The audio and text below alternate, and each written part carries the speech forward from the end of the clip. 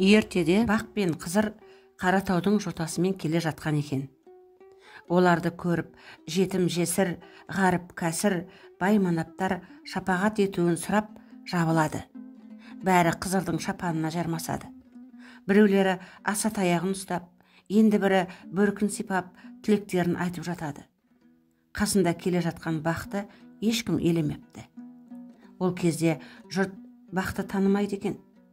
Үстіне ескі шапан, жыртық қалпақ киген оны жұрт менсінбепті. Бақ ат жақты келген, қасы ұзын адам екен.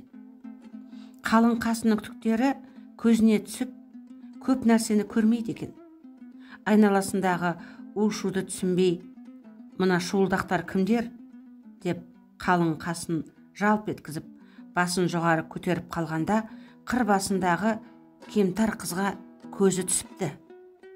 Оны көрген Қызыр ақ таяғын кемтар қызға қарата нұсқайды да қаумалаған көпшілікке: Бақ қарамаса, мен дарымаймын. Бүгін Бақтың көзі қырдың басында тұрған қызға түсті. Сендер Бақтың киімін қомсынбай соған жақындағанда, мен сендерге назар салар едім, дейді де Бақ екеуі көзден ғайып болады. Бақ қарап, Қызыр дарыған кемтар қыз ауруынан сол сәтте сауығады. Артынша тұрмысқа шығып, үйлі баранды болған екен. Тәңір бір басына жететін дәулет беріп, мұратына жетіпті. Ал ел арасында Бақ қарасын, Қыдыр дарысын деген тәмсіл осыдан қалыпты деседі.